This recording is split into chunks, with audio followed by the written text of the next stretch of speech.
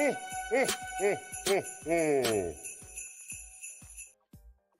everybody, and welcome back to another all-new X's for Show, your premier media response show. And what a Christmas gift we got today with some new queens. I'm Nico, and you can check me out on Instagram.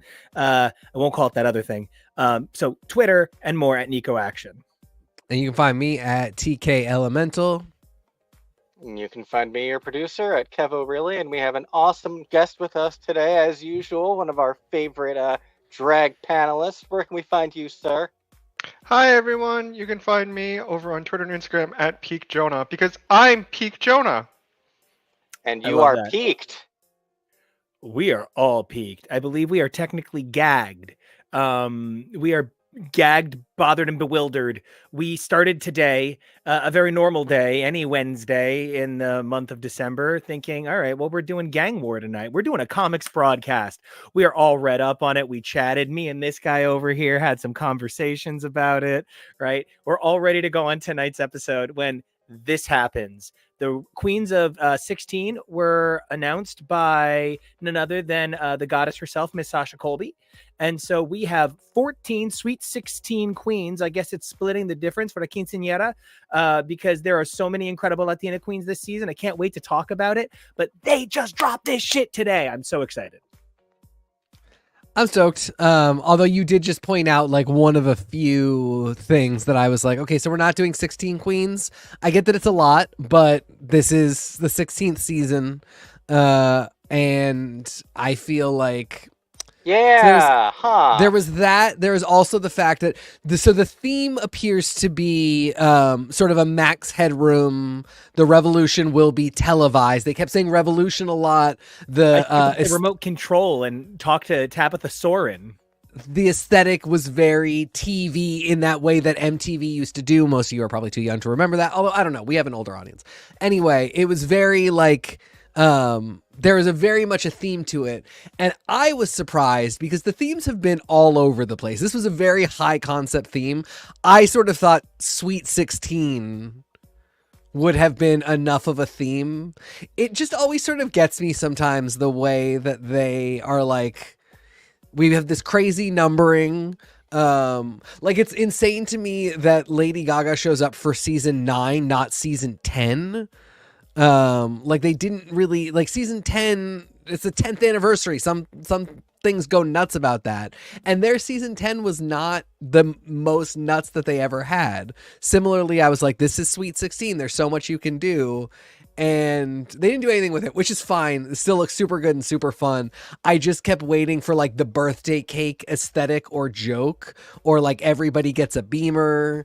And there's absolutely nothing. Yes, thank you, Kevo, for pulling this up. I love the aesthetics of this. It's so fucking hot, man. It's really cool. It's just, so good. I was surprised because the numerology never gets us anywhere. Jonah, what's your reaction, man? Talk to me. Are you as like, I'm all about these queens. I might already have 3 or 4 furs, but I'm all about these queens. How you feeling on this theme, this announcement? So this was a really interesting theme and a really interesting promo. I think the past few promos, I think, truly have been some of the better ones in terms of aesthetic, the idea, the reference. This one is much more out there as opposed to I really, part of it is I really did enjoy season 15, which was the Drag Race promo. Like, we're 15 years. Let's really get into it and lean into it. Yeah. But this one, I think I really did enjoy. I really like the color palette that a lot of the queens chose. It was really It's straight DeWalt, which you know is my shit. Especially today. Nico just got a big DeWalt kit, so he's very in it. Yeah. I'll also point out we typically get revolutionary, rebellious themes during an election year.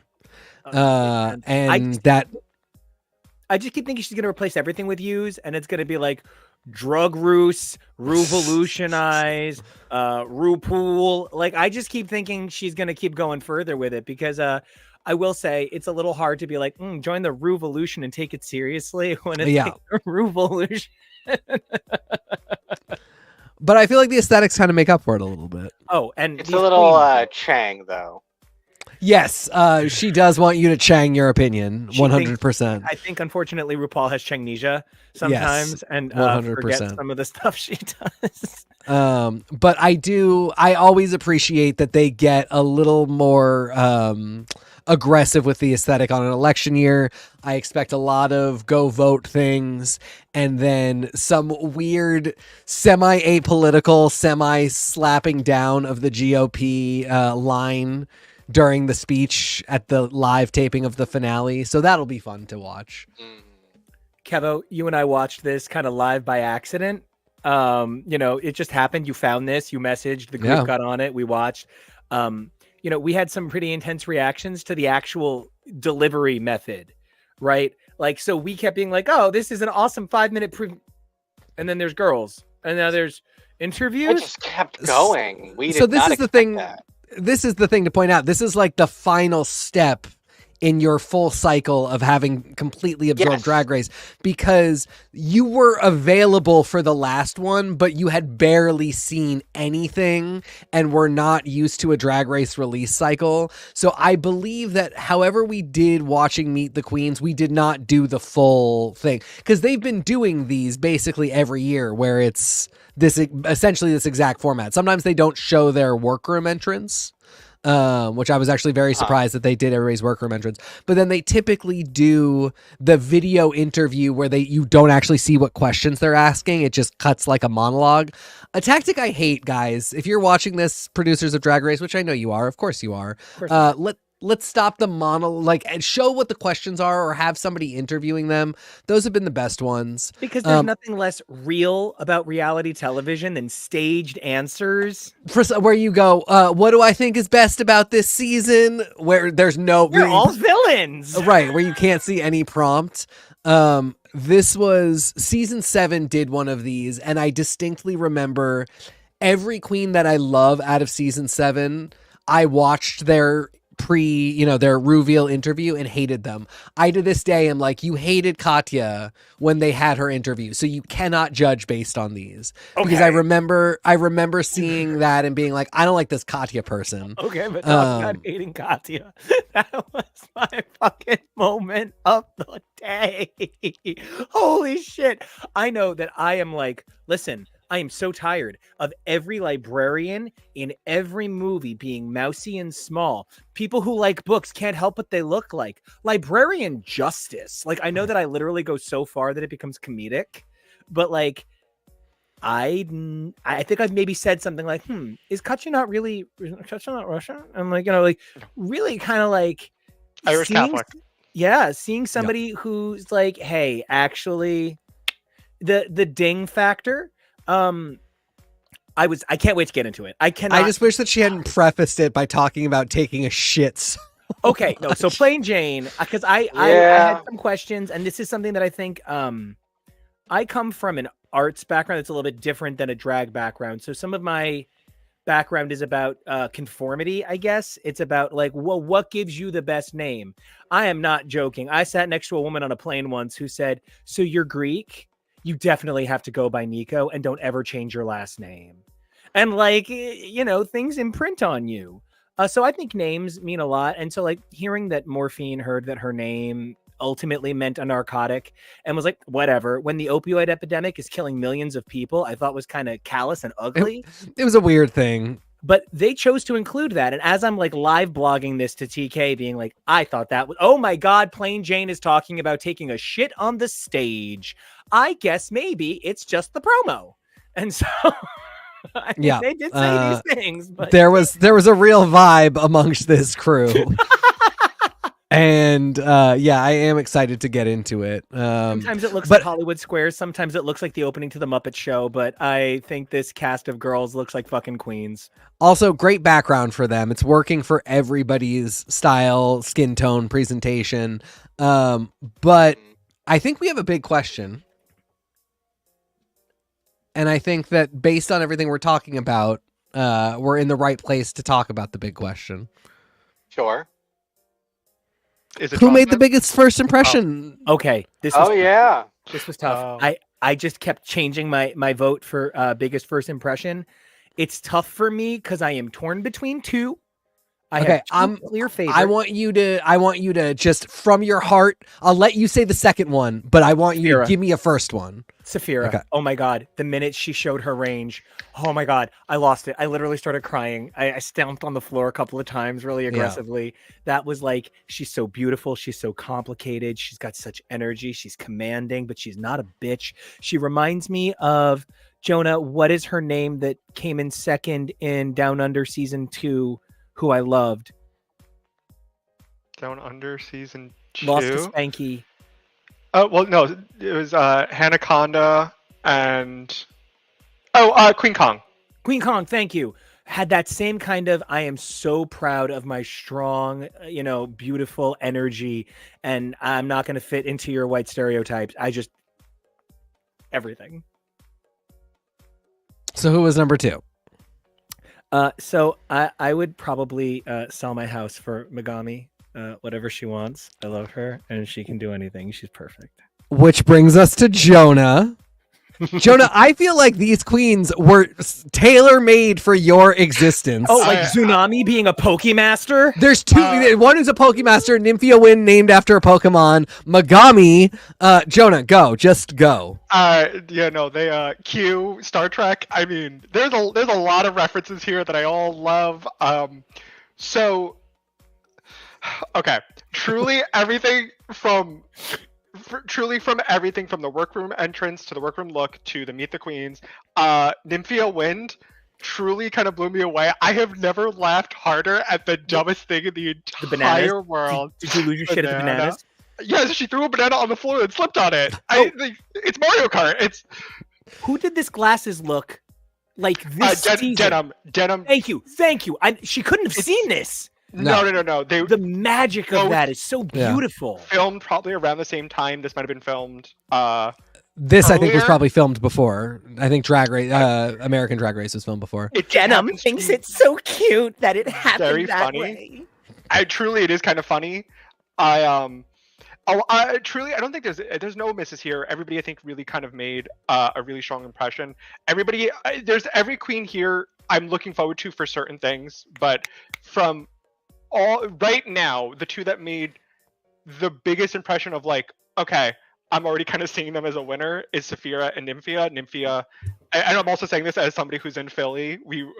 This is the first Philly queen ever. Represent. I mean, she kind of comes across as, she already won. So my question for you is, would you rather take her to Pat's or Gino's? Neither. Where Pat's are you and Gino's going? is a tourist trap. You don't go to Pat's and Gino's. That's correct. I love your answer though. I love you bringing up Philly pride. Time to get gritty. Listen, if she doesn't do a gritty look, then what was the point? Why are we here? Why are we here? Kevo, what do you got? Well, I made sure to add to the question not just best impression. Yeah, it can definitely be biggest. Yes. I would definitely say Nymphia probably made the biggest impression. That was wildly unexpected, and I think it's insane that they chose to leave her for last. But good for No Queen that they had to follow her up. I was obviously, based on the face, super into Plain Jane, and then it talked. And I love it.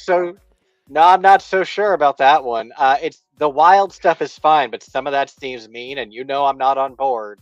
Yeah. Plain Jane sounds like only a bitch from the Northeast could. You know what I mean? Someone who only gets away with saying stuff like that because of how pretty he is. And so I do think there's going to be a bunch of that. We'll see, though. We will. Yeah. I'm really rooting for Plasma already, though. I think he seems really cool, and love the look, love her aesthetic. Also love Saphira. Love those colors. Love that color blocking. The most colorful person on this board compared to everyone else. Yeah, this is just a really exciting batch of talent already. TK, I don't know if your biggest pull was Maya because you have a friend in common, or if you just absolutely loved the wordplay of a mandatory meeting, which I keep wanting to find a way to put teat in there somehow. a man to teat meeting, you know, A manatee meeting. a manatee meeting, but I mean like man to teat. Oh, the humanity. So TK, other than the fact that some of these girls need to learn to blend their goddamn breastplate into their fucking neck, what was your big early takeaway? Who was your big first impression? I mean, so you guys picked the best ones already, which are Saphira and Nymphia. So we're going to set them aside. I'm going to say positive first impression. If I leave those two aside, it's probably Megami.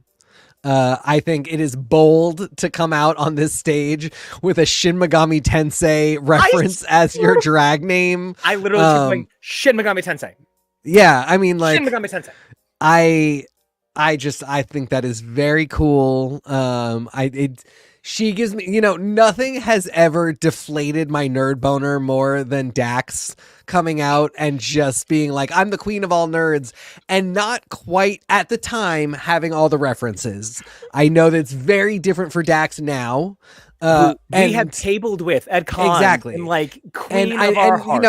I blame the editing as well. I'm not saying that like she didn't know anything back at the time. It just like for the queen of all nerds announcement, I did not get much reference during the show, so that was a little unfortunate. And then Megami, yeah, exactly. Megami really like made me feel the nerd fantasy, and like I could actually immediately walk up to her and talk gaming.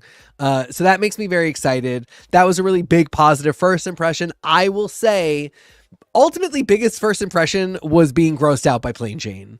And that feels like a very all press is good press. I don't think, if she ends up being the one queen that watches this and hears me say, like, she made the biggest impression because I thought she was gross, I think that'll be a smile and a nod moment. She's a Northeast homegirl. She's, Boston does not get many girls, although it was crazy to realize we up until last year we had more than Miami, and now Miami is really pulling up.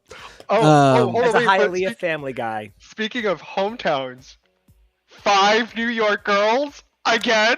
Yep. Hey, who knew to represent, right? I love. It's never a surprise. I don't know. I always expect that, like, you never know who's going to audition and who's going to show up and be acceptable. So I always assume it could be up to 8 LA or New York girls. Well, is it time to go through because I don't want to be at the library. Yeah, no. Let's get into it. Let's get into it. Is open. Yeah. Eva, once you make your way through the end, come back to the beginning and we'll start on a mandatory meeting. One of the things that this season provided me right away was so many bilingual or multilingual queens. I don't want to say that any of these queens are only bilingual, but we saw that at least I think 3 or 4 queens are fluent in Spanish. We saw, or some form of Spanish, because obviously, so many Spanish cultures have their own, their own unique dialects, right? So this was definitely exciting for a guy who looks forward to that sort of diversity and think, I've said it since day one, I think a huge part of Sasha Colby's incredible ability comes from we have strong ties to who makes us kinds of cultures she comes from. That is actually like something a lot of Hawaiian competitors on multiple reality shows we watch have talked about. Like, you have to know who you are, and that is your strength. It's very dynamic to see. So seeing so many Latina queens, what's going on, girls? Right? Yeah, makes my day. Let's talk about Amanda. I love this is funny wordplay. Oh, I love this. Oh yeah, 100%. This is very funny. Should she have been the first girl in the room? Maybe not, but also it maybe set a baseline. Oh, she this wasn't is not in the first order. girl in the room. No, this is not. If you want to see the room order, it's this here. I can make something up. Oh, that's right. Q was first. Thank you. Yeah, no, this is alphabetical. So do you want that? No, go alphabetical. Yeah, go alphabetical, because that's the order they were presented in the. Yes. No, that everything else. Everything else. The interviews. Is terrific. alphabetical. So let's start with Amanda. I appreciate laziness. Alphabetical order. Yeah, it does sound like somebody organized their assets. I appreciate Amanda going first. I think one of the things that I was really surprised by with Amanda right away is she started very aggressive about the season. Like, a lot of these girls were like, me. And I love that. That's like, you should be. You're here for a reality show. One of the things that I think really worked out for them with Amanda going first is she talks about the season. She's like, these girls, our competition. Like, I felt like she was really pitching me why this is a great season already. I felt she did a great job doing that, but I actually don't feel like she was the only one. Okay. I think I felt like the vibe from everybody was very much that. It was just how much they also chose to be like, and I'm the best, you know, and but she was a little more reserved. I think a little bit more going for the camp and the comedy. Like I said, I think it's a really funny pun name. And it's like, it's a big investment. You got to go through a bunch to get there. Well, I kept being like, what? Kevo, is there one of those Polaroids for every girl? Yes, there is. They all the came out on Twitter. The Wheatsy bat of this motherfucking season's imagery is brilliant. Yeah. I'm never getting over the Scarlet's Walk of this imagery. Yeah, I'm shot to shit. This is quite a visualized season. She's also giving me a little bit of Dusty Ray Bottoms in that entrance look. She's giving me big time Polaris in the green and purple costume. There's that too. Yeah, I don't know. She looks like she'll be a really fun one. Maybe didn't make the biggest splash right off the bat, but that just kind of leaves room for more as we go. Jonah, did you have a reaction to a mandatory meeting? I want to do the compliment sandwich. Compliment.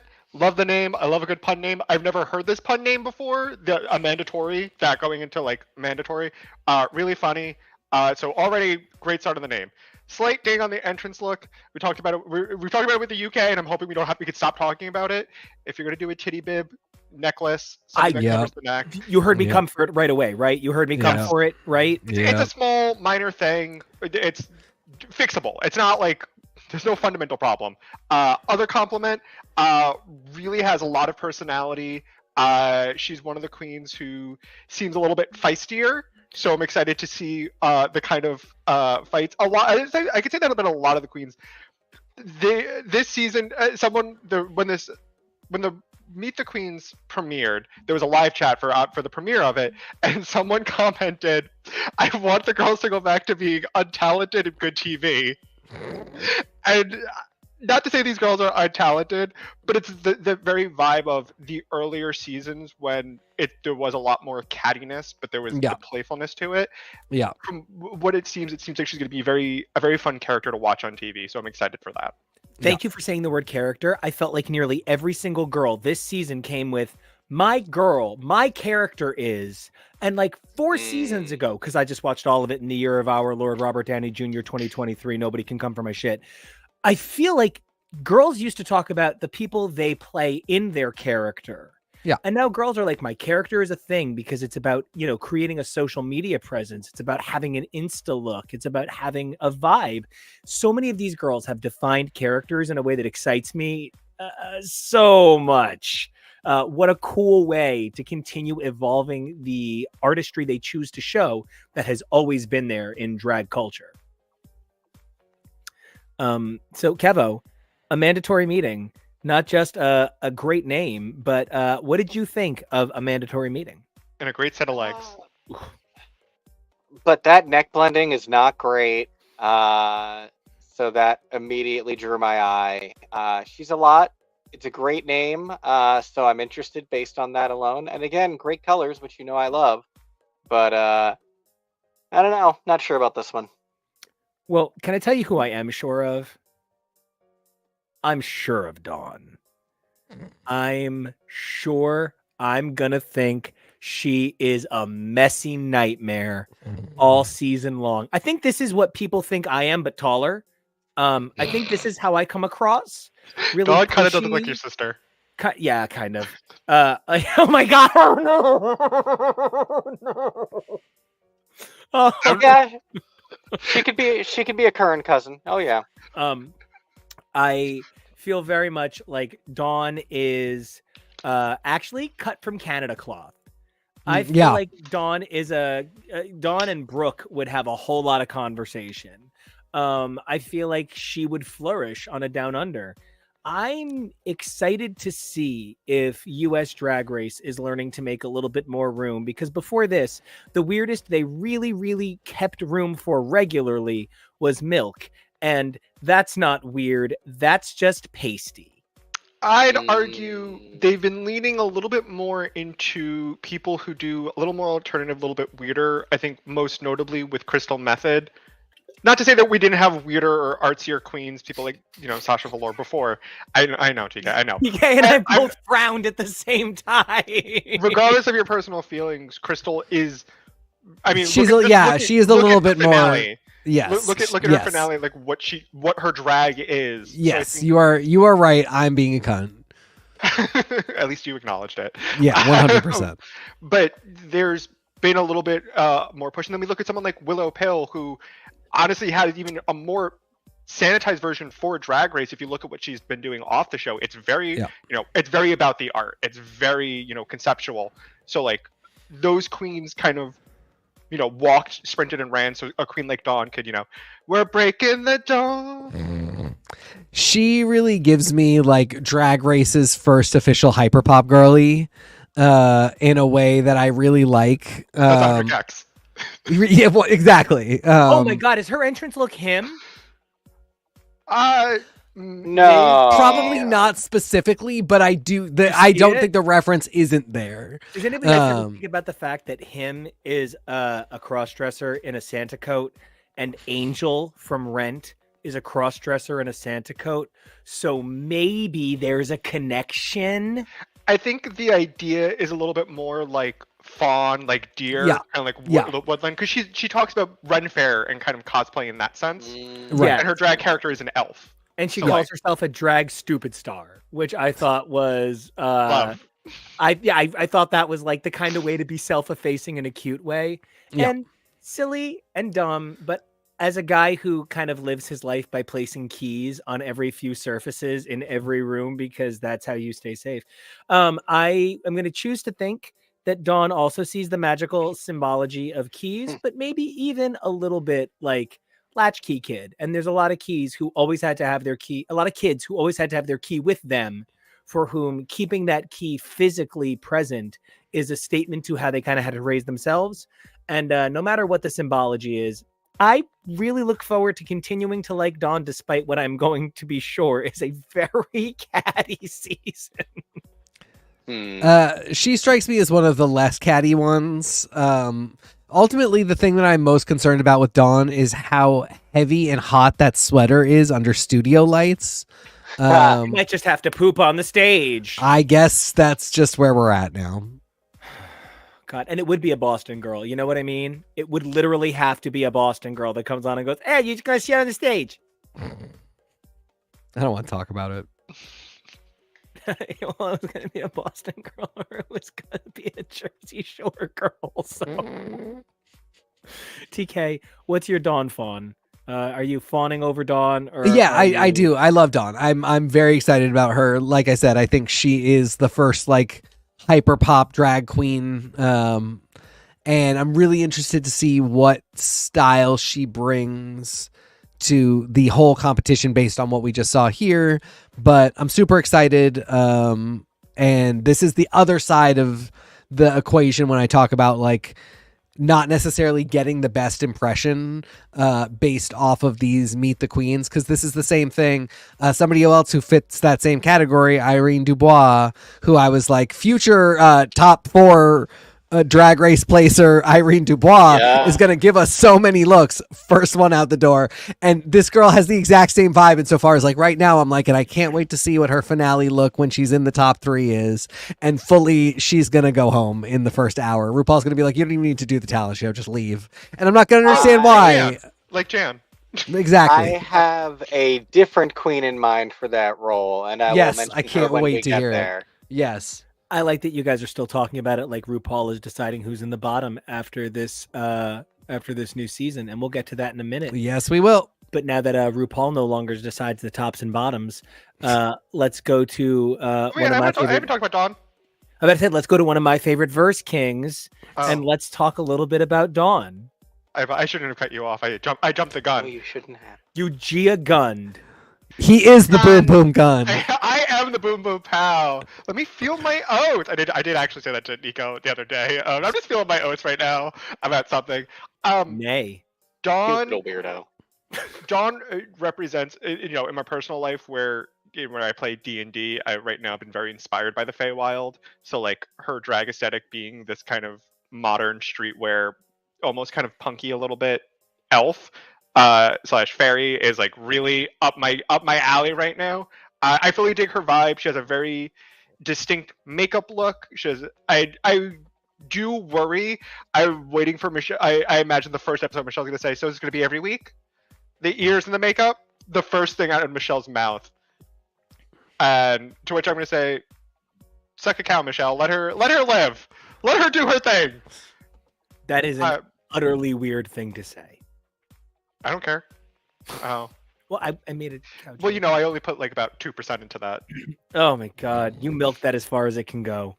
Anyway, before this gets cheesier, man, Rue would love all of Lactose. this. Okay, let's roll past Dawn. You're positive on Dawn. Oh yeah, AC says utterly. I would say tea cake, and that's the problem when you got a TK and a tea cake. But Tea cake is different. We would Jonah, know. you're positive on Dawn. Yeah, I'm. I don't want to put too much pressure, like TK. I'm already saying she's in the top 4, but I am excited to see what she brings to the runway, and I do think her personality comes across a little bit more muted, not as loud and boisterous. But that doesn't mean anything bad. I think we look at last season. Anitra didn't really have a very loud and boisterous personality, and she was in the top. No. She was in the finale. Man, her pussy was so on fire. She walked that duck. Let's talk about a bitch whose pussy is on fire, top to bottom, burning the shit up. Okay, I really like Geneva. I think Geneva Carr has a lot to say. I think her look was fantastic. You walk in a flag that in some states could get you beaten up. You are saying I'm the drag queen that's here to beat you up. And I just thought she was the shit. Loud, fun. It doesn't hurt that I think she's kind of cute. But she really, the only thing that I did not love was the deep resting bitch face. Girl, you paint it on. Paint on something friendlier. But no. Okay, I see that. Yeah, I kind of get like, if we were doing like Saved by the Bell, Clase Nuevo. Like, I feel like she could be the Mexican Stacey Carosi of my dreams. And so I'm really into her and I want to see where this goes. She's fucking cool. I think there's going to be, the immediate comparison that came to mind was Mistress. The silhouettes are very similar. The background is very similar. She talks about being from Texas. And I think that's really cool. Everyone from Texas. What's that? Like everyone from Texas. Yeah. Well, she said the exact same thing. Like they're kind of cunty and they all read each other, and that means they love each other. And that immediately my ears perked up because I was like, this is going to be a Nico thing. Like, is it going to be something that you can see as being loving, or is it just going to feel? I mean, everything she said was like, I am here to help people. I'm here to win. But Right. like, I love uniting people. Oh my Right. God, that's my shit. But she did say exactly that thing about like we read each other and we're cunty to each other, and that means we love each other, which is what Mistress said, and you didn't buy it from Mistress, which is because okay. Mistress then never at any point was like, I'm also here to unite people. She was like, I'm just here to get famous. So, I will say, Mistress did say, I won't ever let you look horrible. She took care of Sugar and Spice. Yes, she did. oh yeah. I'm saying you react to it a specific way, and it's not a bad thing because I think it is good to check people. But I'm always interested because I think girls come out with this idea of like I'm like this a lot of times. The meaner I am to somebody, the more that means I love them. Because I wouldn't be mean to somebody I didn't love. If I don't love you, Don't pick on me because I'm sensitive. I pick on you less. That is more of a path of least resistance situation. Think about the statement that is she adopted sugar and spice. That's not the altruistic endeavor that you're making it sound like. I can't believe she adopted both Oliver and company, but here we are. Listen, spay and neuter needed just a little bit of guidance. God, we love them, all things considered. I go on the record and say this. I love Sugar and Spice as a brand. Yeah. They truly have one of the best branding across the franchise, especially going into the show. And they're not on the season. We're not going to talk about them too much, but that's why I love them. Geneva, I'm excited for her. She really kind of exemplifies, and really you can kind of tell if you took away where this queen was from. My first guess would immediately be she's from Texas, and not even specifically just the very similar idea to what we saw with Mistress last season. It's the big hair, the big costume, the big makeup. Her makeup also, Stenosha McGillicuddy. Like, look at that, like that close up on that face. I would never get that close to my face, ever. I don't let people get that close to my image enhanced AI increased face with digital enhancement. She's absolutely gorgeous, so I'm excited to see what she's going to bring. I truly, like, really good, really. So far, it's been really good.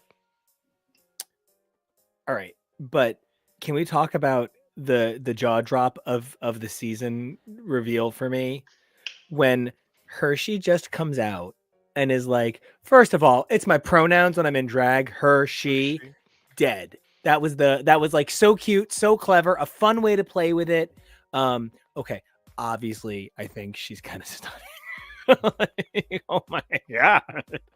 But I think her character is wonderful. I think a lot of the things she said that go into her character, representing an average woman, being part of a collective identity of women who enjoy drag but are not exemplified by the hyper glamorous women at all times, that she's a parent, that she focuses on different things. What a stunning man, what a beautiful woman, and what an incredible look for that interview. She had my heart from day one. Like, this was a great first impression. This hair. Oh, that hair.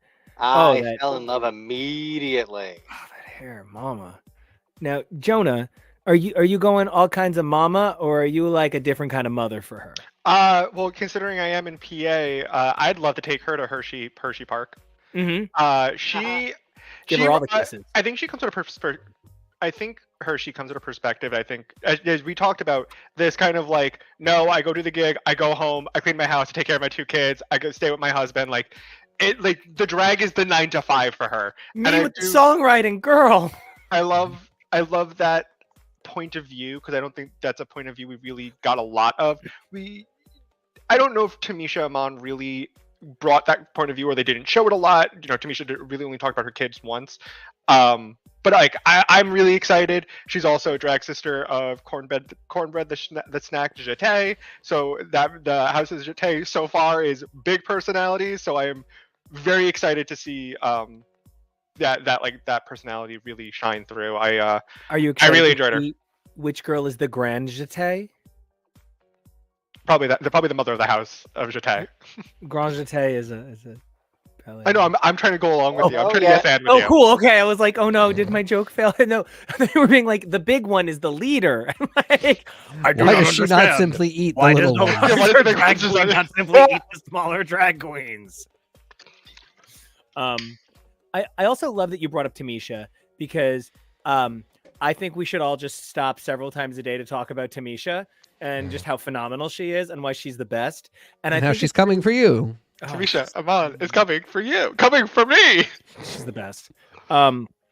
Because there really is a value to talking about different experiences from the casual viewer's understanding of the drag queen experience. I know a ton of drag queens in personal, hey girl, what are you doing when you're, not in drag time?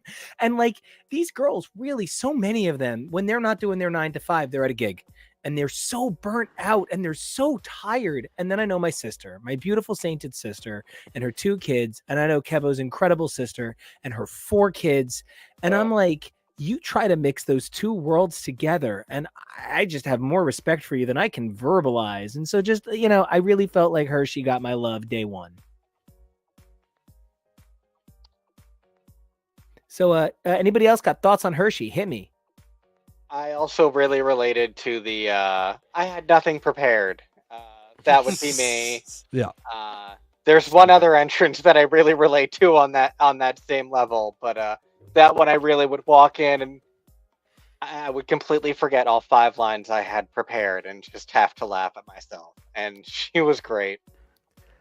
I will say, I think it is a little odd given that Cornbread left, was invited to come back, did not come back the next season, has not been clear about why, that this next season they asked another Jeté to be on. For me, it immediately draws more attention to the fact that Cornbread has not returned for a proper season.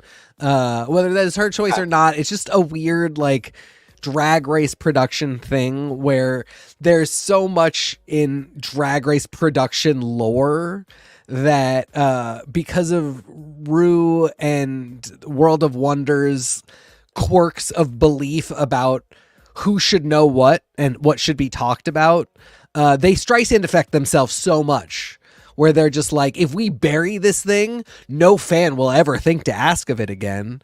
And I love Cornbread a lot. I love that she got the rap, which at the very least told us that it is not a blood is so bad she's not welcome in the same theater as RuPaul, as with Willem, as with certain people who we just know we're not. Thank you. Pearl, there's just certain people we know we're not going to see. Most of them I'm fine with because I'll see them other places and I don't mind. I really actually have legitimately been looking forward to Cornbread getting to do a full season since she left, and the fact that there's just no good answer and now we're so far moved on that there's literally another Jeté, so that kind of leads me to believe Cornbread's not coming back anytime soon. Well, both for the same All-Stars. Well, Cornbread has said she will not do All Stars unless she does. What about a Family Values All Stars? Well, that's another dream, on top of like the 8 different, that I want them to do a pageant, a singing show, a like full roast series. I think doing a family All Stars of some kind would be absolutely brilliant. But yeah, that is something that came to mind for me. I think it's weird that they do these things sometimes, but for me, it doesn't take away from really liking Hershey. All right, last call on Hershey Liqueur. Get it? Because last call, Liqueur. Yeah. All right. Let's talk about a real Megami here. Let's talk about a woman who the second she fucking got on that screen, I was just like, yes, forever. Megami, mama, gagged, dead, fucked. That fucking look out of drag. Yes, I do want you to be my barista. Yes, that is the perfect look. And then in drag, mama's got it. And her personality is 10 million and her charm is 1 billion. I was just so taken. Oh, as soon as she said the name Megami, I was like, oh, we have a nerd. I immediately knew where the reference was from because you're not making that reference without playing those games. Brooklyn Weeb. And the fact that she keeps talking about she's not really from Staten Island, but because her parents moved there, she's like, it's part of my brand now. And I'm so happy we're finally getting the Staten Island representation on the TV that I've been so much craving. Oh, love it. This is one of those ones. Oh, sorry, go ahead. I was gonna say, she's the kind of queen that like, oh, I'm paying for the meet and greet, and I'm like, I will get my 3 minutes of talking video games with her, and I apologize for that in the future, Megami, but it will happen. We're gonna have a great time. We're gonna bring our Switches so we can become Switch friends. Yeah, just everybody. Yeah, I love that. I don't have a ton to say because this is one of those ones where it's like it's so good I don't want to even get into it that much. I will say this is another one where I'm like, I think this could be a real contender. Watch her just like, not because she's bad, but just because I don't get the show sometimes. Watch her just sashay away, 2 episodes in, as I just dream of what every episode would have been like with her in it. But no, I mean, she seems so cool. I'm really, really excited to see where she goes in the competition. She also aesthetically very much gives me Selena S titties. Yes. S titties, baby. S titties.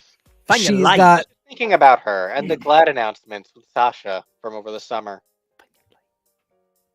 what? She announced that I was nominated for a GLAAD award. That's right. We're Yeah. closer than ever. I also really love her Megami's Instagram. Nico, I do have to warn you, if you go to it, there's a shot about 6 rows down of Megami and boy drag that's probably going to change your life forever. Anyway, she's great. She's high up on my rootin' for scale. You said Insta? Yes. We are getting closer to Nico's drag king era every day.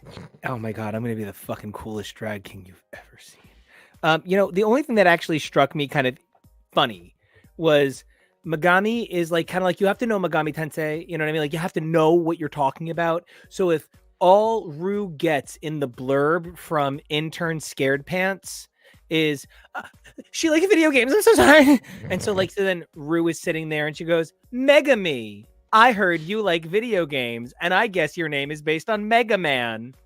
And she has to be like, oh god, this is a Willow Pill situation.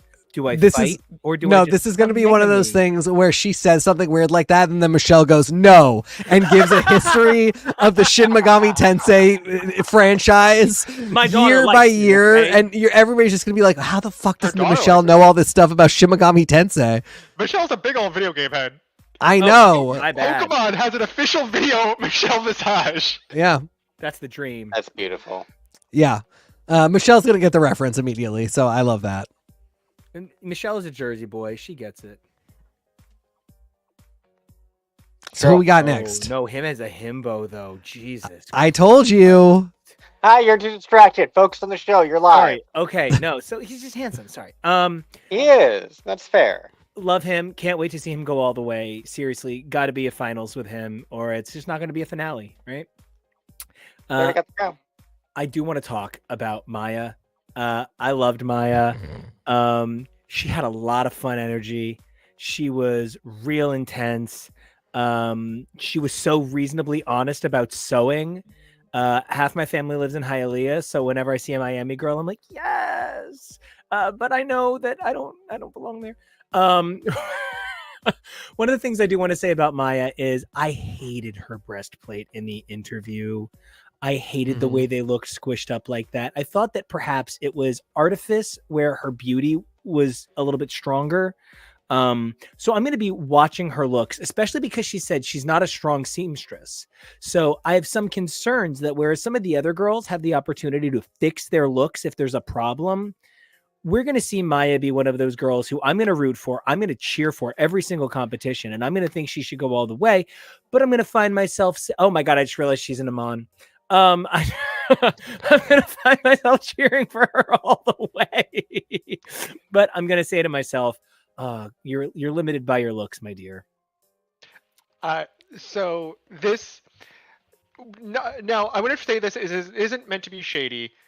When Malaysia Baby Doll Fox came on last season, was from Miami, my first thought was, oh my God, I cannot wait to see her perform. And then she talked about how she's a makeup artist, she doesn't really dance, and I was like, okay, that's fine. We're gonna still love you anyway.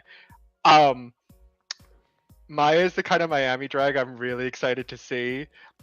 If you and she talked about it, and they showed some of those clips. If you have not seen these Miami girls perform, they perform like we have free healthcare. I'm not joking. The amount of stunts and flips they do on concrete, I will never forget. I wish I remember which specific queen it is. You can find it. She literally, like, from the top of a double-decker bus, hangs from the side of it and drops into a split on the street. Like it. The way they go in Miami is scrambled eggs on the sidewalk. Ooh, they have the cojones salad and scrambled eggs. the cojones and the huevos to like really go for it. So I don't mean this meanly, but I'm so excited to see her lip sync. It's not even funny. I swear to God, same. Half these girls, I want to see them suffer. I want to see them dance. No, I don't want to see her suffer. I want to see her destroy whoever she's. Oh no, but being in the bottom is suffering. Yeah, I mean, it is. That's It's one of the very- things that is. Go ahead. That's going to be one of the things that is so interesting about being first-time fans on a season like this, starting from the ground up. Because yes, I agree, but like, what if she never lip syncs? What if she never lip syncs? Well, so for one thing, we know we're starting with the talent show, and we're going to talk about that a little bit more. To We could be making ice water. I think it's safe to imagine we'll do a Lollapalooza. They are always very popular, and they do save from exactly this critique. Can she just fucking finally make it Ru stock and like have all of the classic girls come back? Well, what I actually think she should do is do wig stock and have Bunny come host it as like kind of Lady but anyway, Bunny is I love Bunny. I love Bunny, and I also somebody please release Wigstock in 4K. Setting that aside, it's a really difficult movie to find legally, always, of course. But yeah, I suspect we don't need to root for her, stumbling, so we get the lip sync. I suspect we can get it through means of either a talent show or the Lollapalooza. I also do want to say that there's a huge difference between a girl's lip sync and a girl's number. And a number is very different than a lip sync in that Selena Estides never gave me a bad performance once in her fucking life. But like her number is like top tier for her. Yeah. And we just don't see her perform as strongly without the choreo thought out deeply in mind. I actually do not have that concern about Maya. Not for a second. Yeah, I get that. She seems like the kind of girl that knows how to break it down in front of a food truck on the sidewalk. You know what I mean? And she's probably done that multiple times. With the Cuban girls from food trucks. All right. Unless we got some last thoughts on Maya, who, girl, I want to see you in the finale. I just think you're really amazing. I love your looks. I just need you to fix that breastplate. It's smushed. It's not cute. Ooh, that was too shady. I'm sorry. You are so much more breast than me. So I don't know if it's specifically a breastplate or if they're like specific cutlets. Okay. Yeah. But I don't like either way, it's a situation. From certain angles, yes. But other way, again, fixable. Fixable. Yeah. Oh, okay. Oh Lord. I've often Las Vegas. thought to myself, what would Anthony Kiedis be like as a drag queen? And then the answer came under the bridge, all around the world. This Funky is Mirage is on the run. Funky Mirage is on the run. Fuck. I need to be honest. My only notes for her are she messy, she's sloppy. I can't believe they let her say fishy 3 times. That was my only fucking notes for this girl. I really think she is what if Anthony Kiedis, down to the fucking Pollyanna hair. What if Anthony Kiedis were a drag queen? And her name would, of course, have been Red Hot Chili Pepper. And I would have loved her and her husband. Pollyanna Willie Nelson hair. Let's Pippi Longstocking thing going on here. It's a look for sure. This is not. She seems great. She's not my front runner right now. No. This is one of those situations where right now the coin is still up in the air. If she says she's a Vegas girl, which means that she could really know how to perform. That how she has made her living and how she works, she might really be able to perform and then be really exciting to watch. She also might be a pheromone type. Where, the performance isn't quite there in the same way that is compatible with the Drag Race format. And so it will be interesting to see. It's kind of the same thing with the Miami girls. Like, Jonah is right. Like, the real South Beach girls, the girls who have been doing it for a while and do, like, again, drag brunches in South Beach where you have no space, but also, like, nobody else cares about space, so you can kind of go wherever you want. Absolutely, you are a real performer. There are a lot of queens, though, out of Miami who are just like, I show up to look gorgeous and let people thank me. And then I leave. And Vegas has a bunch of that. Chipotle's in Miami. Yeah. Vegas has a bunch of that as well, where it's like, are you really a showgirl if you don't put on a show? And I just kind of don't know, based on just the interview. And again, I have gotten the wrong impression from interviews. That interview format is also particularly bad. So, you know, a lot of people were clearly encouraged, and whether it was by a producer or just by having no other option, to just be like, I'm fierce, I'm fabulous, of course I'm going to win, I'm the best, which is boring, and I don't blame them for how dull that sounds, especially when it's so many girls over and over again. What? I just want to build on that. Mirage also mentioned loving and needing and surviving on the power of alcohol 11 or 12 times. I do believe that did come up once or twice, yes. So I actually, and I'm not, but like, people trying to create their drunk persona, their party girl persona, while sober, sometimes have a much harder time doing it. And so I certainly don't think she needs the drunkenness, but you can get drunk off of your friends. You can get drunk off of the energy of a scene. You can get drunk off of working hard in the workroom. It's hard or lack of sleep. Exactly. It's hard to get drunk off of a camera right here in your face. So like, I'm not judging Mirage by this, but you know, I'm not living that Mirage fantasy just quite yet. This look gave a little bit of Raven, which I really appreciated. But yeah, this is the one though. This was the one I was going to say is sort of my Irene.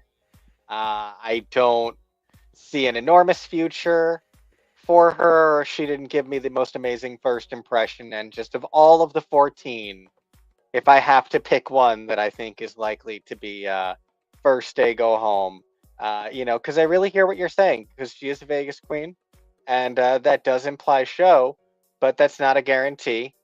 And so we'll have to see what she brings to the table beyond this outfit. Jonah, tell me, you live in the illusion? You live in that mirage? Or are you ready to leave what happens in Vegas back in Vegas? So I'm not quite sure yet. I would love to ask her, because I did find out from the article that she's Native American. So I wonder if her name is inspired by Danny Moonstar. We have, you know, a bunch of nerd queens, you know, Mirage. That's something I would love to know. It might not be, but that's just the connection that my brain first made. She did say that it was inspired by Mirage from The Incredibles, that is which true. I only especially love because Katie Siegel just said the same thing about Camille from Fall of the House of Usher, that the character is just entirely Mirage. So I just great drag reference. Like that should you aspire to be. I did find it fascinating because one of the things in her the Meet the Queens that she did say the term fishy a lot, and I only say that it's fascinating because she is younger, and that's a term that a lot of what I to know as somebody who is a little bit younger. To be fair, I'm not that much. I'm not really young anymore. In terms of the queer idea, that's not really a word that we use a lot more. So it was just fascinating that she's younger than me, was using that word a lot. It was just something of note. I'm sure, you know, especially after somebody's hopefully had like a conversation of like, why we don't really use that word anymore, what that means. She seems cool, but I don't know if I got the biggest or best impression of her from her yet. That doesn't mean that she's not, you know, hidden in her talent. I talked about it with Dawn. Just because you're not the most boisterous doesn't mean that you're not working with a potential winner.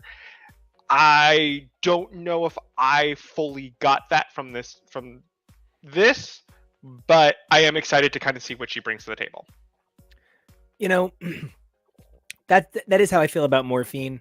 Morphine loved Dion. Yeah, that moment is so ugly. Don't laugh about, your name is a narcotic. That's just normalizing the opioid epidemic. But don't, keep it an epidemic and talk about it. And that said, I'm not willing to judge a queen by her name. That's something I've kind of come down hard on Rue about. So I'm unlikely to judge Leave Heidi in closet alone. Exactly. I'm unwilling to say that Morphine Love Dion is a problem for her name. I cannot help but think if she knew this background, she never would have chosen that top. That said, my only other real note for her is she's just a lot like all of my cousins. She's just a little Mary. She's a little Esther. She's Christina. She's just every one of my cousins from Miami. I love her. I don't know that I get her yet, but that is exactly my relationship with my cousins from Miami. So this is a good fit. Just try to clean up some of the callus and I'm in. I'm super in. And I'm excited to see where it goes because, that look is That's Nymphia, Kevin. I know. Oh, I mean the I know. The Thank you. entrance look is really terrific. It's actually kind of fun. It's Latina, it's sexy, it's playful, and I'm into that, right? I actually did not like this look, so this would not have been the look I was referencing for the record. I think she looks like she's actually tangled up in some extension cords in that other look. But this one just gives me like 200% Sofia Vergara, Selena, como la flor, the only line in all of Selena that Jennifer Lopez actually sang live. It's a little casual, and with the number of seasons we have seen begin with, surprise, your entrance look is actually being judged. I'm surprised to see such a casual look for an entrance. But then again, we've also had a bunch of entrance looks where it's been, surprise, we're going to spray you with a hose. So there's really, really, really no rhyme or reason. There's no properly planning your outfit. So you might as well look cute and hot. So go for it. Get it, girl. How did you guys feel about Morphine Loves Dion? That's Joni Loves Chachi. Sorry about it. No, I love that. Dion. That's better than Grand Slam. So we're going to say Morphine Loves Dion all season now. I don't like the drugs, but the drugs like me. You know what I'm saying? Yikes. All right. God, all season. Drugs like Dion. Drugs like Dion. All right. Talk to me. How do you guys feel about Dionne Warwick over here?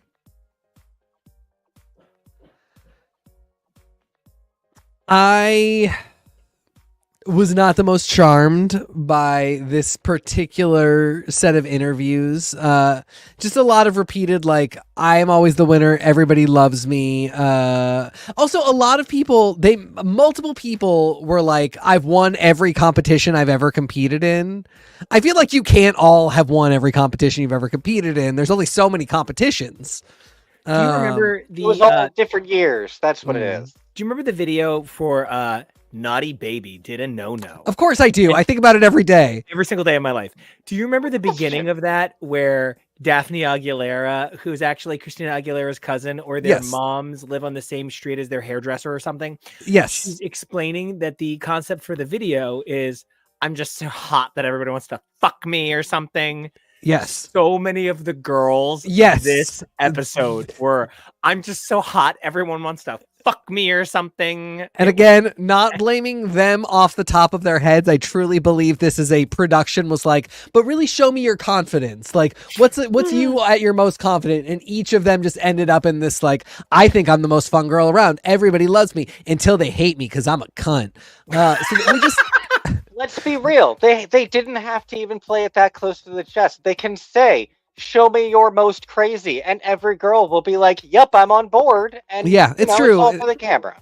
Probably didn't need a lot of prompting, but this one in particular, I was just like, oh Lord, I don't know if it was just like the amount of people that I'd heard at that point, but she's super gorgeous. She's very confident, and so I really hope she delivers, because it'll be a huge bummer if they're like, okay, now stomp the runway, and she just like kind of like wiggles out and she just waves. Girlfriend experiences. Yeah, don't say it like that. Well, hopefully she'll prance. Rep.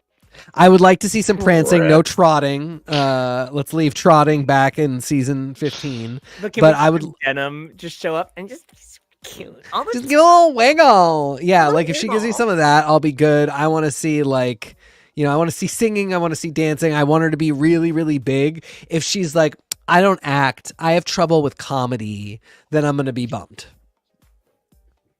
Yeah. So we'll see. Jonah, talk to me. I could see that. Final thoughts on Morphine. Sorry. Compliment sandwich. Compliment. She kind of looks like a YouTube, like one of those YouTube makeup artists for the people who know who I'm talking about. So her face is painted, and the beat is lovely. The look, the makeup, beautiful. Chef's kiss. I don't know if this is the queen for me, but that doesn't mean I'm not open to falling in love, surprises, and rooting for her along the way. Well, then it's time to talk about the queen for all of us. Cancel your fucking plans, because the only thing you all have to do is stop everything and marry Nymphia. We should all be fighting for Nymphia's love. She is perfection. She is like, and I hate that I can only think of a competitor who is also Asian, but I have trouble thinking of a competitor who had such a unique voice and beat as Kentaro on Project Runway, where Kentaro was just not concerned with what anybody else was doing. No one else was going to walk in a banana outfit in 5 pairs of sunglasses. And then no one else was going to interpret culture on her head the way Nymphia did. I just thought that Nymphia's voice, her aesthetic, I just thought she's a winner, man. So the queen that I will compare her to, the first thing I saw, like just the immediate look that I got was Valentina. And then what I realized was happening was Valentina will be like, I've given so much glamour, but I think there's 5% in here that I could give that's a little silly. And she'll be the most glamorous, but she'll give a little wiggle or she'll say something silly, but that's it. And if you don't see glamour first, she is disgusted with you and crushed. It has to be glamour first immediately or the experiment has failed. Especially this first look with the bananas, Nymphia came out wanting to be really silly and to do like a 3-tier joke, but somehow in that, she gave a bunch of glamour with the like very Jackie O glasses and the, big hair. But then of course there's sunglasses in the hair. So immediately it's silly, but she really did have like an air of old American glamour to her that she was just ready immediately to turn on its head 6 different ways. But it is that same spark of glamour that Valentina has. And really like with the glasses on and everything, I was like, she kind of looks like Valentina to me. And that I found really exciting, that she was just like, I have a whole look and I'm immediately ready to rip it off and be stupid. I do not need for everybody to acknowledge that the look was the sexiest in the room, because we then get to see a whole other set of looks by her that her interview look is just gorgeous. I mean, it is just flawless, man. Stunningly, insanely, science fiction, fantasy goddess gorgeous.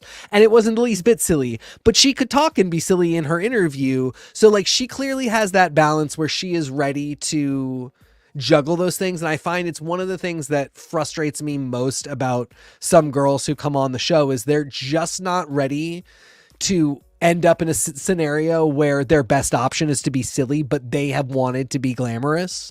If they do that, if they show up wanting to be glamorous and there's no options for getting an A in glamour, they will fail rather than be silly. And so a girl who is like immediately like, let's laugh. Let's slip on a banana peel. I'm going to put the banana peel out there and step on it. That's one that I am immediately ready to watch. And she's just cool. Taiwan, incredibly underrepresented country that like, this is a girl that's going to have stories to tell. I'm very, very excited about this one. Jonah, I thought that from the moment Nymphia Wind walked on, she had your kind of joyful energy for drag. She had your kind of presentation of exciting idea, and I would love to know how you felt about her because we didn't get to watch this together. I mean, the name. Thank you, Kava. The name, beautiful, Nymphia Wind. It's a very fun name to say. This queen came out, and I was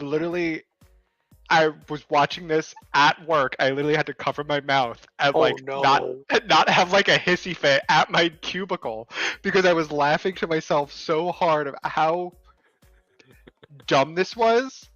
Because this is the kind of dumb that me and RuPaul love.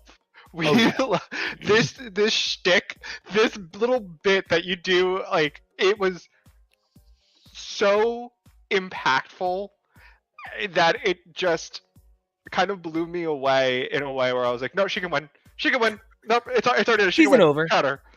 Everybody else can. No, don't worry about it. She's got it. I mean, this is the kind of stunt that, like, when Willow Pill did this, you were immediately like, oh, RuPaul loves her. I think she might win. That was episode 1. Everybody was like, oh, I think Willow might just win. And this moment, even though Ru doesn't see it and we don't see her reaction, it gives that same energy of, like, if she does something like this in front of RuPaul and tickles her, that's like, you might just be looking at that person. Listen, if somebody walks up to RuPaul and tickles her, I think they lose. Yeah, they'll be shot in the face. Yeah, 100%. But I don't know. If she does it, she might get away with it. I don't know. RuPaul's of the greatest generation, so she's gonna feel RuPaul's colostomy bag. Oh God, RuPaul is our favorite nonagenarian. So yeah, she's our glamour. Glamour. She really is. We're so grateful for her. So I just need to be clear, Nymphia, if you do not win, I want you on a Versus the World. I want you on an All Stars. I want you to continue to make your name in excellence. You are stunning. Because it's not just the Jackie O glasses, it's Jackie O jacket, it's Jackie O gloves, it's Jackie O rain boots, and then them titties is out. And that is my Jackie O face. She's got top 6 written on her at least. Like, come on. We need a lot of them. 6 or 7 times for sure. So I would love to.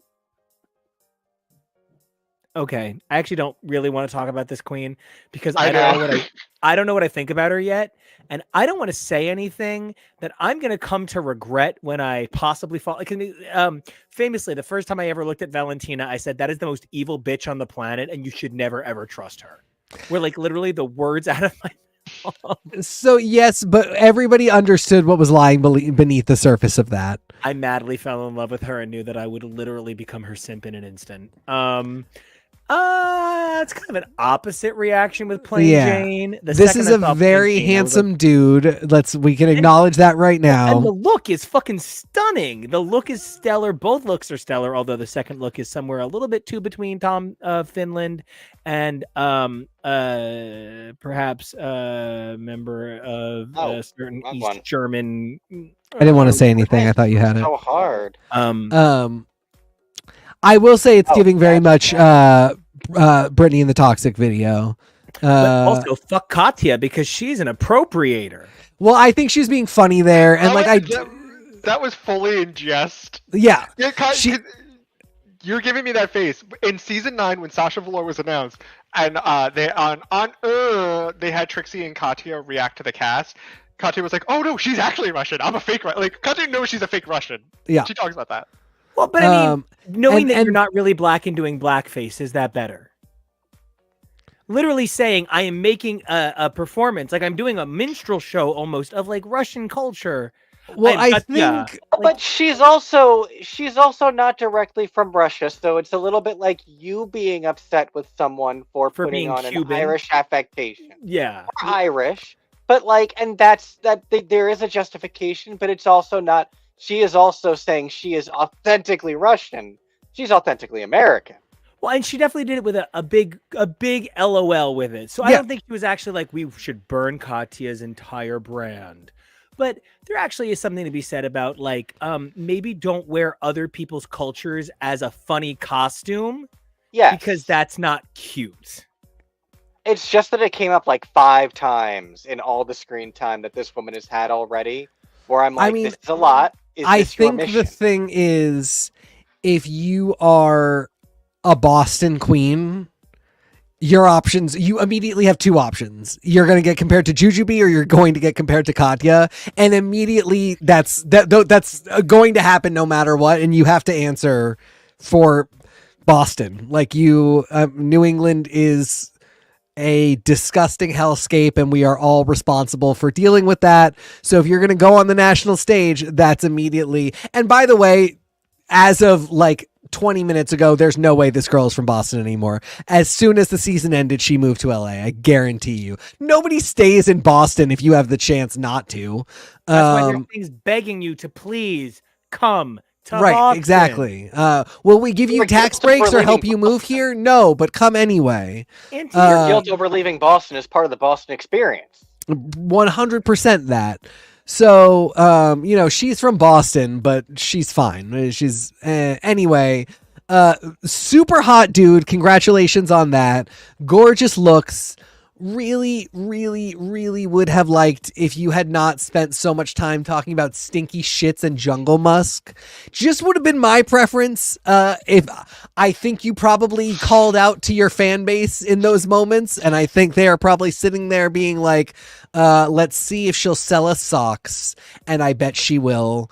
And I love that for all of you. It's just, if for me as a fan, I will be reserved until I hear other things. Don't knock selling socks, because that's how it's going to start. I think it is a phenomenal hustle. I just won't be buying any. That's also very fair. All right, Jonah, you are clearly so excited about this cup of spoiled milk. Talk to me about why this sour dour shower is for you. Beautifully ironic with this very gorgeous man, this very gorgeous woman in these costumes saying some of the most vile things. No, I've been on the MTA. There's something about that dichotomy that makes me laugh. It's more so she's somebody who seems to have a very dry sense of humor. Like it's almost drier than, I'm not going to complete the quote, but you know what quote I'm going to make. I do. That's more so what I'm more excited by, is that she seems like to have the personality where the personality doesn't seem to match the face in a way that I find very funny. And I'm kind of just excited to see like what happens. I think for me, though, it's that I personally feel that that's not really new, and she is neither a unique type of handsome or pretty for that type of foul to be a juxtaposition. I think I hear what you're saying, because like there are prettier Amy Schumers, but Amy Schumer is easy to take shots at because she's Amy Schumer and she puts herself out there. I'm not defending Amy Schumer in the least, but I'm saying that people who you're promoting Lisa Lampanelli, kind of, sort of. There you go. Right? Yeah. Shimada, turn off my Lisa Lampanelli. I call my smart device Shimada to not trip it when I want to make jokes about it. Honestly, here's my thing on Plain Jane. She is every sloppy bitch I was in theater with. And There was always this girl, and she came right up to you at the beginning of every rehearsal, and she would say something so stupid to you. Like, do you want some gum? Oh. And you would hold your hand out and be like, I'd love some gum. And she would just spit her gum into your hand. And then she would say, I came on it. And then like run away. And that would be this bitch. And like, that was every sloppy, weird, messy Northeast bitch I was in theater with. So like, Plain Jane, I love you because I run the same game. I used to spit cummy gum in people's hands. So I'm into it, but like, I am definitely keeping her at a hazmat suit arm's reach. I think that's safe for now. The thing is, like, I feel what Jonah's saying. I love the dry humor. Will it deliver episode to episode? That is the real question. It could not translate. All right. Yeah. Well, I do have news. We got to speed it. I know. Couple. So, All right, Plasma. Here's the thing I think about Plasma. Plasma, girl, you are great, but you got a lot of things to say. And sweetie, this was a 2-minute interview. Sweetie, you got to slow down. I know more about your causes than you, I feel. You were pushy in a sitcom way. That said, you're cool. I'm into it. You accidentally do drag, but you are basically Rachel Berry, and you need to calm the fuck down. Hottest drag queen in the Earth Kingdom. So excited to see a metal bender just putting looks together. That was, the first thing I got from that interview look. She is the lost Beifong's son who has walked away from the military and just metal bends her outfits. And I loved it. Yep, there it is. That's the one. That's the one. It absolutely looks like that moment where they're fighting Kuvira and Heish Beifong throws the metal breastplate on and just goes to town. That's what I got from this. Yeah, her name is Anne Heish Beifong, people. Listen up. R.I.P. Oh yeah, she did kick it, didn't she? Spoilers. He moved on to the Earth Kingdom in the sky. No, Anne Heish. No, Anne Heish. Oh, Tune back in for more Avatar hot takes in February. But, famous queer icon Anne Heish. You're all too young. Famous straight icon Anne Heish. Anyway, yeah, she's fun. She's fun. She's Lin Bay fun. She said she was a 60-year-old lady and delivered. Yeah. But she definitely is very obviously a New York theater girl. You know what I mean? Yes. Yeah. These boys annoyed the shit out of me at NYU, and they annoy the shit out of me today. They annoy the shit out of me when I'm competing to write songs for drag queens with them. So I really get it. Any of you beautiful queens out there, you can check out all of my amazing music over on my SoundCloud. I would love to write for each and every one of you. He'll do it. I really will. I've done arrangements for the kinds of stellar queens like Demanda Martini, who I just love so much. I just cannot stop bragging about how much I love her. And you guys should just reach out and be like, hey, what's up? And I would love to write music for all of you. You're all amazing. Except maybe Plain Jane. Except maybe Plain Jane. I'm not writing a shit song for you, weirdo. Jonah, plasma me. Give me a plasma donation. Let's go. Give me plasma. This is a queen. I think this is the queen to watch. I think this will be kind of like our underdog, our like secret, like, oh, she's really good. She's really talented. She also gave probably the most political of the interviews, and this being for 2023. I was going to say this for 2024. It's one of those where she had a very distinct message that she wanted to get across. And so I do think this might be like the secret queen to beat. Well, Jonah, then let's keep it rolling with your thoughts on Q. How you feel about Q? I thought she was an interesting first choice. I really wanted her to make a Star Trek reference, but she didn't. I love the outfit in the look. I do think that pink denim suit would look cute on me. But tell me, how do you Q? I really enjoy this entrance look. I don't know what to make of Q, and I think that's what we're not supposed to make anything of her. She seems like the wild card this season. Fun fact: she is the first and only queen whose name starts with the letter Q. She's also just the letter Q. Really interesting, like drag aesthetic that I think doesn't lend itself to like all these different areas. But I am interested to see where she's gonna go with everything. TK, cue me. Q gave one of the less exciting entrances, which is fine. I love somebody who doesn't make a lot of waves to start, because anything can happen from there. I was getting a little bit of Bjork. I was getting a little bit of Sasha Velour. Kansas City gives me hope for Portland, Maine, because she was like, the scene is up and coming. There's only 3 places you can perform. Same girl.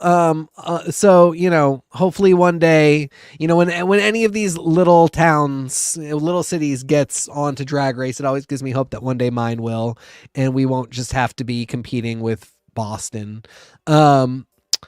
Yeah, I don't know. Like I wasn't not excited, but I wasn't immediately like, I'm screaming for Q.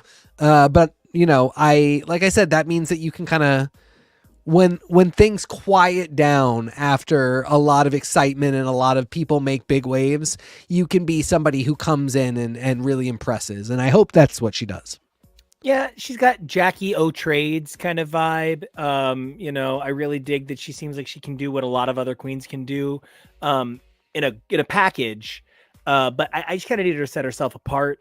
And so far, I'm not seeing that just yet. A lot of the things she said were kind of like literally sound bites of other queens. Didn't do it for me.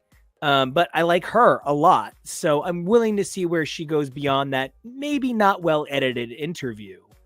But speaking of well edited interviews, I just noticed this little thing. Oh, that's so cute. She's got a little pig or something. Saphira. What an entrance. What a look. What a queen. What a talent. I already said that she's my front runner for winning. I don't have too much more to say, but the quality of the length of her interview middle piece going beyond the floor, that's taking Rhythm Nation to the next level. That is some brilliant imagery. She is just absolutely the queen for me this season. This was my other me entrance. I've literally done this same exact thing to someone, and it did not go over as well as it did with her. So I don't recommend the whole is this thing haunted. Don't do it. Don't. But yeah, hilarious, amazing. Again, the colors. That's a queen. Yeah. It's interesting that we have so many queens that have specific aesthetics this season. We have a blue, we have a gold. So this is going to be interesting. All right. Jonah, what did you think about Saphira? Were you also taken by the Saphira madness, or are you going to return your makeup kit? Good lord. I am predicting Nymphia Saphira top 2 lip sync for the crown. This is like, oh, this is like the talented competitive, like she's got it going. And like I said before, Philly Pride, take the crown home, girl. City doesn't have a win yet, so bring it on in. TK, you Saphira or are you Noah? No, she is a really strong presence. I loved her interview. She made me feel like I wanted to watch her. You know, she wasn't giving very confrontational energy, that sort of like I'm the best and everybody loves me, just like very, very confident. I will say simple is better to me with an entrance look, and a hat is never, I think, the best idea, but we all make the choices we make, and I support everyone no matter what. I was actually, one of the things I noticed, I was like, this is a group that didn't do a lot of ridiculousness with their interview looks, and I appreciate that because it can get distracting. And then my darling Saphira, who I really loved, showed up in this, and I was like, okay, so she's gonna be pulling some focus, but that's okay, that's her job. Speaking of pulling focus, Tsunami drops in with a Storm reference and is a Pokemon master, and maybe has a significant drag mama who I've come to love, so very excited. Tsunami is the shit. If she's not top 5, what's a top 5? I don't think she's going to give drama like her mama, but I think she's going to bring talent like her mama, and I'm excited for that. Check out these Willow pill pants. Oh my god, yeah. Willow or won't they? I'm into it. TK, what do you think about Tsunami? Tsunami was another one that I am reserving judgment on a little bit. I am maybe not as excited about her drag heritage. Just, it's a lot of people I find exhausting in that lineage. And, and you know, like, there's always a New York queen where I'm just like, okay, there's always a dozen New York queens in the mix. So I never give credit just for being from New York. And it's sort of, that's kind of like, prove to me that you're not just a New York queen. But you know, she seems really cool. I love that she's a Pokemon master. I am really hoping that she does not give the Dahlia Sin sort of like, I'm just supposed to be amazing. What do you mean I have to work at this type of energy, and then just flame out early on? Jonah, do you think that she's going to be taken down by an effective critical move, or do you think she's going to make it the long haul? I think of our panelists here, I'm the biggest Candy Muse fan. So the fact that she's her daughter, I'm really excited. I love family lineage, so I'm excited to see what she brings. I'm excited to see her be her own person and not even just relation to her mama. I love that she's a Pokemon master. I would absolutely battle her in a heartbeat. I think I don't know if she gave as strong as an impression of a character and as a queen as some of the other queens, but I also am really, really excited. Like, that promo look is bananas insane. I love it. So I'm just really excited to see what's going to happen. Bananas like Nymphia Wind. Oh, wow. Maybe they'll have a Pokemon tournament. Maybe. So, guys, I got to know. Now we talked about it. Who's everybody's front runner still? For me, I'm still leaning pretty hard Saphira and Megami. How about you guys? Saphira and Nymphia are two that I think have a very high likelihood of going to the top. I love Megami and would love to see her there with them. Dawn's pretty high up there for me too. What you thinking, Jonah? Similar to TK, and I've said it throughout the episode, Nymphia and Saphira for me. I can see some interesting people up there. Someone like a mandatory meeting, Q, or I still think the secret person to beat is going to be Plasma. I mean, nothing beats a plasma donation. So, Kevo, who's your front runner still? I don't think my front runners have really changed, but a lot of the conversation has me really excited about the queens that we don't know what to expect from, because there's always twists. There's always surprises. We thought Anitra was the quiet one, and then look what happened. So I'm really excited to see what these girls can bring to the table that's beyond the stuff that we've seen so far. I can't wait. And I can't wait to bring it all to you guys all season long, starting January 5th, where, of course, this episode kicks off with the girls vote for the tops and bottoms. And that's going to be a whole thing we got to talk about. But, we ran long. Yeah, they're voting just real quick. They're going to do the talent show, and they'll vote on, the girls will vote on who does the best in the talent show. As long as it stops at the talent show, I think I'm cool with it. I just don't know that I think the girls should vote every week, but I don't think, I don't think they will. I think it will just be the talent show. Well, as long as that's the case, I'm pretty excited about it. Jonah, what do you think about Rate a Queen? This is, every season I think we're going to have some kind of twist. There's going to be something. They have to try to keep the format fresh. I don't know if I will like it if it's every week, but I think for key or specific challenges, spice it in every now and then. I think that will help with the format. And, it also even might give us a little bit more insight to like, oh, did somebody do better than they actually edited them to? I think there's some interesting things that can happen with this, but I don't think this should be an entire season kind of thing. Like, I'd love to see it on Lollapalooza too, assuming they inevitably have one. Like, stuff like that would be really cool. But fresh queens especially, you can't really give them that much power. They need more experience. Keep in mind, it's just so difficult with the diversity of wildlife that we have here. We can't just do a golden beaver. No. Yeah. Well, I cannot wait to bring you all this and more. We got a holiday marathon coming to you Saturday, regular coverage on Sunday, and so much more coming your way. And until we come back to do more amazing coverage, this amazing last second episode we threw together, so grateful to do it for you guys. Kevo, thank you so much for all your hard work on this. Jonah, thank you. Yeah, of course. Jonah got off of public transportation and jumped onto camera. A guy literally ran from work to be here.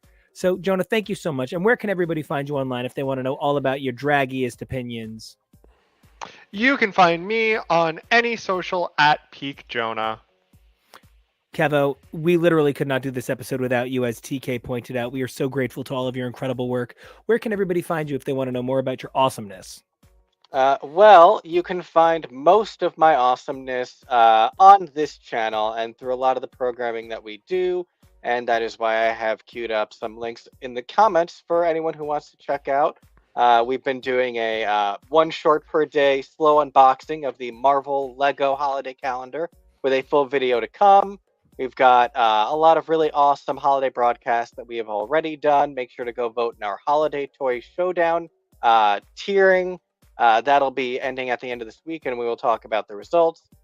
For more of Nico's awesome music, check out this really cool medley of holiday music and also his SoundCloud. And otherwise, you can find me on the socials, theoretically, at Kevoreally. That's Kevoreally. What about you guys?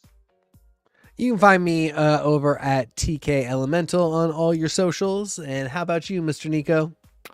Thank you. I can't wait to tell you guys you can check me out at Nico Action on everything. And until next time, we got 3 things you guys got to do. You got to stay safe.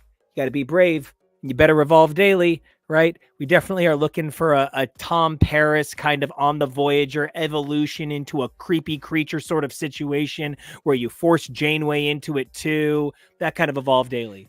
But you're bang your fine with boss. it. It just makes you better friends. Makes you better friends, right? It's the goal. And until then, we'll see you.